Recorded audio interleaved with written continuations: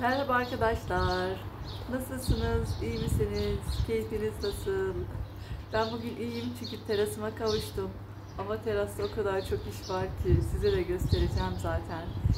Bahar bakımlarını yapacağız. Geçen iç mekan bitkilerinin bakımını yapmıştık. Bu defa dış mekan bitkilerinin bakımı olacak. Tabii kış soğuk geçti, kayıplarım da var. Onları da temizleyeceğim. Gidenler gitti, kalanlar bizimdir diyeceğim. Size de biraz tabii video çekeceğim. Bitkilere ne yaptığımı göstereceğim. Bahar bakımı nasıl yapılır ondan bahsedeceğim. Ve vitaminden bahsedeceğim, verdiğim vitaminden. Ve birlikte vitamini de size göstererek vereceğim arkadaşlar. Evet, videoyu izlemeye devam. Bakalım neler yapacağız. Bugün bayağı da iş var. Keyifli seyirler. Arkadaşlar önceliğim bu olacak. Bu Cezayir menekşesi. Vinsa da deniliyor bunu arkadaşlar. Şöyle de size çiçeğini göstermek istiyorum.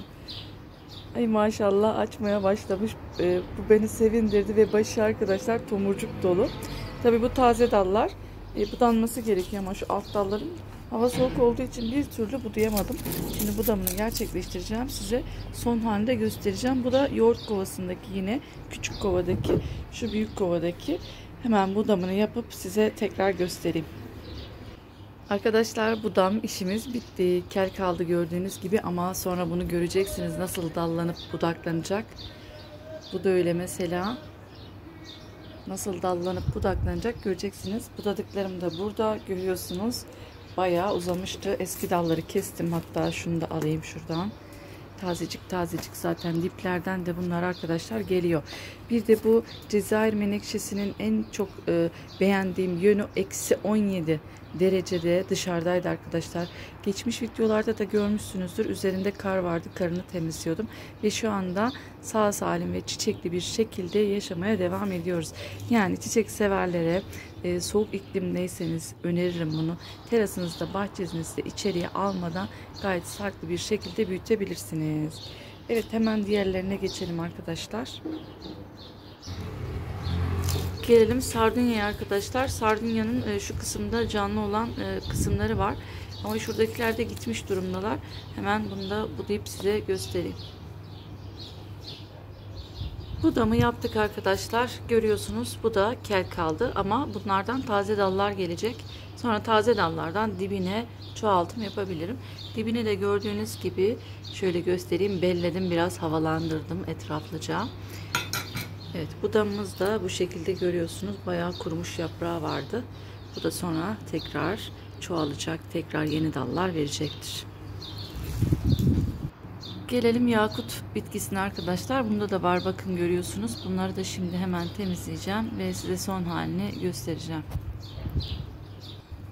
Bunun da budamı tamam arkadaşlar. İnanın var ya, kıyamadım. Kıysam hepsi gidecek. Bu çünkü anne yakutumdu. Şurada göstereyim. Bu da yavru yakut. Yavru yakut burada çok etkilenmedi ama anne yakut bayağı etkilendi. Şurada budadıklarım var. Tabi bundan da bir saksı tekrar yakut elde edeceğim, temizleyip tekrar dikeceğim onları. Evet, bu da tamam. Sıra bunda arkadaşlar. Bunlar -17 dereceye atlattı. Geçmiş don olayı videom vardır. Kartlara ben üste bırakacağım. Bunun o halini görmelisiniz. Bu gitti gitti dedim ya, gitti. En sevdiğim türlerden bir tanesi bir de.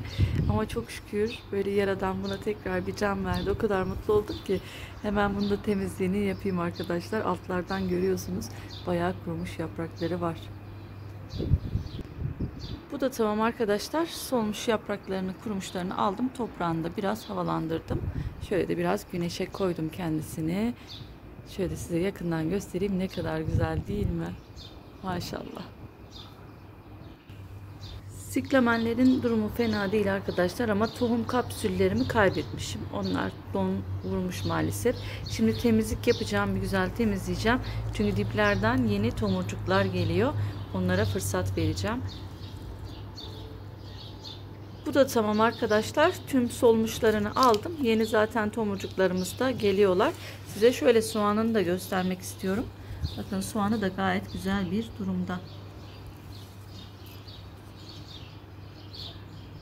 Sıra petunyalarda arkadaşlar. Bu petunyalar da kışı atlatanlar, yine dışarıda 17 derecede.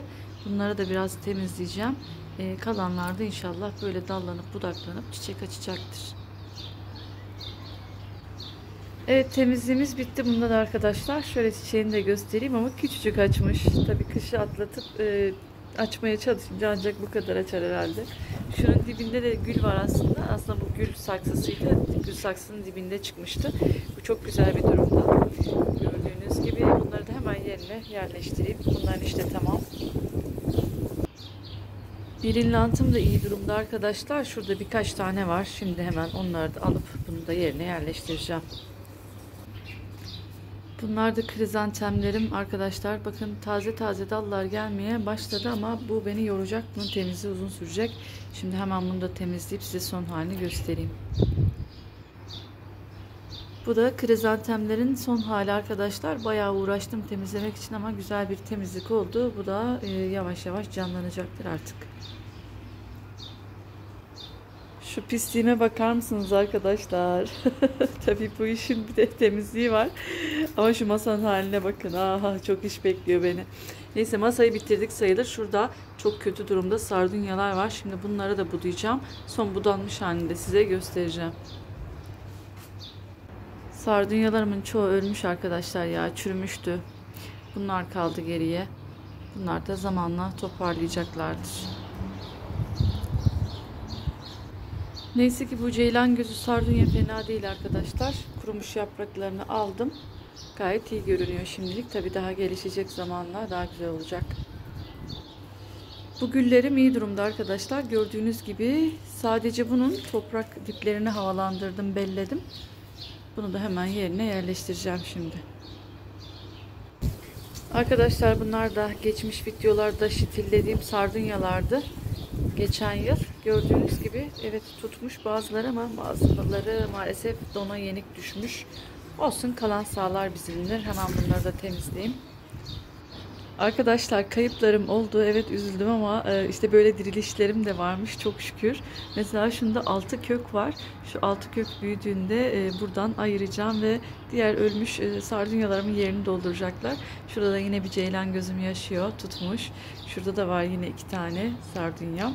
İyi, çok şükür bunlar sağ salim tutmuşlar. Bunları ölenlerin yerine saksılara dikerim. Arkadaşlar bunlar da geçmiş videolardan hatırlarsınız belki, eski usul gül çoğaltımıydı. Tabi tuttular ama soğuktan nasibini alanlar da almış, birkaç tanesi tutmamış. Şimdi onları da temizleyeceğim hemen. Gülleri de temizledim arkadaşlar. Çoğu tutmuş zaten. 3-4 tane tutmayanlar vardı. Onları da çıkardım. Benim güzeller güzeli sarkan sukulentimin halinde bakın arkadaşlar. Meleğe dönmüş. Beyaz melek olmuş. İşte bunlar ölü dallar. Şurada birkaç tane yeşiller var. Şimdi onları kesip alacağım. Geldi zaten elime. Yapraktan falan üretmeye çalışacağım. Bakalım, inşallah çoğaltabilirim bundan tekrar. Leş kaktüslerinin de durumu vahim. Şu rahatsızlık geçirmiş arkadaşlar, hastalanmış. Şu da zaten dona yenik düşmüş. Birkaç tane taze dalı var. Şimdi onları da temizleyeceğim. Şunda da 1-2 tane yine yaşayanlar var. Onları alacağım. Ayrı saksıya dikeceğim onları da. Bu sukulentim de fena durumda değil arkadaşlar. Solan yaprakları var. Onları temizleyeceğim. Biraz da toprağının dibini havalandırıp üstüne toprak ekleyeceğim. Bu da iyi durumda yani yine. Solmuşlarını temizledim arkadaşlar. Biraz da toprak ekledim ve kankisinin yanına koydum kendisini de. Arkadaşlar bu da eksi 17 dereceyi neyse ki sağlam atlatanlardan. Tabii birazcık şurada zarar görmüş yerler var ama bunları şimdi temizleyeceğim. Arkadaşlar gördüğünüz gibi çok da sağlıklı değilmiş aslında. İçten içe çürüyen yerleri vardı. Onları aldım. Tabii bunların altları çürümüştü. Bunları tekrar dikime geçireceğim. Yaprakları da saksıların dibine yerleştireceğim. Arkadaşlar işler tabii ki daha bitmedi. Kaç saattir uğraşıyorum derseniz 4 saattir terasla uğraşıyorum. Daha boru saksılarda düzenlemeler yapılacak. Onlarla uğraşacağım. Şuradakiler zaten iyi durumda. Leyla daha önce budamıştım. Güllerimi de öyle budamıştım. Bunlar canlanmaya başlamış. Bunlar sarmaşık güllerdi arkadaşlar. Geçmiş videolardan, geçen seneden bilen arkadaşlar vardır. Zeytinim de burada. Şu zeytinin üzerindeki sarmışığı da temizleyeyim. Kahkaha çiçeği vardı böyle. Bu zeytin kurusu değil yani arkadaşlar. Kahkaha çiçeğinin kurumuşu. O da tohumdan çıkmıştı. 4 saat uğraştım ama değdi arkadaşlar. Kenarlardalar bakın çiçekler, gayet güzel bir şekilde yerleştirdim. Şurayı da bir temizlersem iyi olacak. Ondan sonra size şöyle komple bir göstereceğim. Arkadaşlar terasta işlerim bitmesine az kaldı. Son gübreleme işim var. Vitamin vereceğim. Tabii Ramazanlık gün benim için biraz zor oldu. Dilim damağım kurudu. Çok yoruldum. Tam 4 saattir terasla uğraşıyorum. Ve ben sadece budam yaptım. Toprak diplerini havalandırdım. Saksı değişimi yapamadım. Hatta ayırdığım çiçekler var. Tekrar dikilmesi lazım. Onları yarın yapacağım inşallah. Onunla yeni bir videoyla yine size gösteririm. Sadece bugün size biraz vitamin bilgisi vermek istiyorum. Çiçek coşturan arkadaşlar. Hani şu internette yayınlıyorlar ya, çiçek coşturan, bir kaşık verin coşsun çiçekleriniz. Ya ben onlar yüzünden birçok çiçek kaybettim. Çünkü her çiçeğe her verilen uymuyor. Sırf video çekmek için çeken arkadaşlara söylüyorum. Yapmayın bunu. Lütfen arkadaşlar siz de onlara uymayın. Çiçek coşturan aslında bütün vitaminleri bünyesinde barındıran ve ölçülü bir şekilde barındıran bir karışım olmalı. O karışımı da size göstereceğim. Arkadaşlar 1 litre suya 1 tatlı kaşığı silme şekilde olacak. Şu an 5 litre su var. 5 litre suya da yani 5 tatlı kaşığı koyacağım. Şöyle de göstereyim, bakın silme şekilde arkadaşlar koyuyorum. Bir de bu değişebilir. Diğer gübrelerde ne durumda bilmiyorum. Ben buna 2 senedir kullanıyorum. Hatta bu yıl 3. yılım oldu. 1 litreye silme 1 tatlı kaşığı kullanıyorum. Şöyle tamamlayalım. 5 litreye de 5 silme kaşığı koyduk. Bunu iyice karıştıracağız arkadaşlar. Çiçeğimizin boyutuna göre de sulamasını gerçekleştireceğiz. Yani nasıl normal sulama yapıyorsak o şekilde gübreli bir şekilde sulamasını gerçekleştiriyoruz.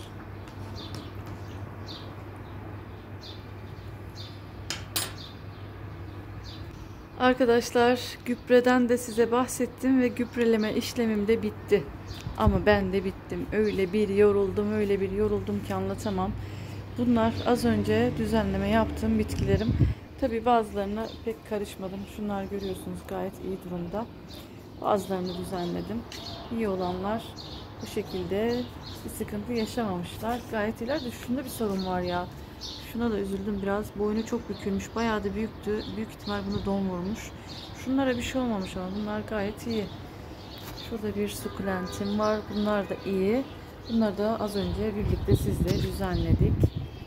Şuradan kurumuş yaprağı var, alalım. İrilandlarım. Bunları da düzenledim. Mangini var şurada. Bunlara da bir şey olmamış. Bunları da biraz düzenledim yine. Şunu da görmüştünüz arkadaşlar. Yakut. Şu annesini düzenledim. Şuna hiçbir şey yapmadım. Bu çok güzel. Gayet sağlıklı görünüyor. Görüyorsunuz. Eksi 17 dereceden sağ salim dışarıdan çıktı, böyle kurtuldu. Burada siklamenlerim var. Bunları da düzenledim. Şurada bu neydi? Petunya. Şurada sardunyalarımı az önce göstermiştim. Bunlar şitil olanlar arkadaşlar. Tutmuş bakın, çok güzel. Ve don olayını atlatmışlar. Şunlar tabii ki hüsrana uğrattı beni. Bakacağız, bunlardan da belki bir ümit yeşermeler olur. Şunlar da susuz kalmış arkadaşlar. Budam yaptım. Bir de budamda şoka girdi. Toparlanır inşallah. Krizantem bunlar. Kasım patılarım. Şöyle devam edeyim. Şurada neyse şu sardunyayı göstereyim ama esas şunu göstereceğim. Açelyalara bakar mısınız? Hiç eksi 17'den çıkmışa benziyorlar mı? Tomurcuklar da açmaya hazırlanıyor arkadaşlar. Şurada büyük açelyam. Ya açelyalara hiçbir şey olmamış ya. Hatta yaramış yani soğuk onlara. Görüyorsunuz, yeşillenmeye başlamışlar. Buna çok şaşırdım inanın, açelyaların durumuna. Ama sevindim. Şurada da güllerim var. Güllerim de çok iyi durumdaydılar. Şunlar da şitilden olma eski usul üretim güllerdi. Şöyle arkadaşlar, telgraflar bakın dipten yavrulayacak tüylü telgraf bunlar. İnşallah büyüyünce de diğer videoda göreceğiz. Şurada gül sardunya şitilim var. Şu da kurtulmuş durumda. Bu da gül sardunya. İnşallah büyüyecekler. Şurada da arkadaşlar anemon soğanından çıkma bitkim var. Aynı maydanoza benziyor. Ama bunlar anemon. Açtığı zaman inşallah çiçeklerini de göreceğiz. Şuradaki bitkime de hiçbir şey olmamış. Şuradakini de zaten göstermiştim. Hem petunya hem gül var. Bunlarda da bir sorun yok. Şöyle şurayı da göstereyim size. Bakın hepsini düzenledim. Ha şu Efe püskülü arkadaşlar. Efe püsküle de hiçbir şey olmamıştı. Gayet iyi durumdaydı. Şurada bir sukulent var. Şurada yine bir sukulent tabağı. Bunun içinde tabi dona maruz kalanlar vardı. Onları aldım. Düşen yaprakları da böyle yatırdım içine. Şunu da size göstermiştim. Cezayir menekşesi. Budamını da yaptık. Çok iyi oldu. Şurada da çiçeğini göstereyim size tekrar. Çok güzel de çiçeği var arkadaşlar. Bunun bir de beyaz rengini aldım ben. Şimdi size onu da göstereceğim aslında. Şöyle geçelim şu tarafa. Şu var ya şu arkadaşlar. Bunu videonun başında izlediyseniz bakın nazar değdi, bu devrildi rüzgarda. Görüyor musunuz? Tepesi de şurada. Benim nazarım değdi yani. Ben çok beğendim, çok sevdim. Bakın tepesi de burada. Dikeceğim bunu da, umarım tutar, bilmiyorum tutar mı? Rüzgardan düştü. Böyle devrildi. Tam tepedeki gitti. Neyse tamamına bir şey olmadı. Şöyle devam edeyim size arkadaşlar. Saksıya geçireceğim. Geçen gün aldığım sukulentler var burada. Ha şu Cezayir menekşesi arkadaşlar. Yani yine ondan bile açan, eflatun yani açan da. Ama bu böyle beyaz açıyor arkadaşlar. Bakın. Tomurcuğunu da vermiş. Bunu da çok sevindim. Çok iyi oldu onu görmem. Beyaz istiyordum çünkü. Beyaz diye aldım daha doğrusu. Evet, bunun ismini unuttum. Sonra hatırladığımda söylerim. Burada yine çuhamız var, açıyor. Şunun ismini de unuttum arkadaşlar. Bunlar son aldığım çiçeklerdi. Yaşıyorlar neyse ki. Zengarden'den almıştım. Zengarden videosu var hatta. Videoların içinde. Şurada şepboylar var. Şurada şeker begonya var. Şurada mis kokulu karanfilim var. Mis gibi kokuyor gerçekten de. Şurada da küpelilerim var. 2 tane küpelim var. Tabii ben daha küpeli alırım arkadaşlar. Çok seviyorum küpeliyi. Daha alırım derken yani kendime farklı bir renk bulursam 2 tane ya da 3 tane daha alırım. Güllerimiz de burada arkadaşlar. Zeytinimiz burada. Tabii raflarımız boş. Şimdi şöyle olacak. İçerideki raflar diğer aboneler bilir, eski aboneler. Tekrar dışarıya çıkaracağım ve tekrar burayı dizayn edeceğim. İçerideki çiçekler de dışarıya gelecek ve yeni gelecek çiçekler de olacak. Çünkü kayıplarımın yerine yeni çiçekler dikeceğim. Şurada da arkadaşlar yine dikeceğim bitkilerim var. Bunlar da budalıklarımdan kalanlar. İnşallah bunları da dikeceğim. Tutacaklar. Yine çoğalacağız arkadaşlar.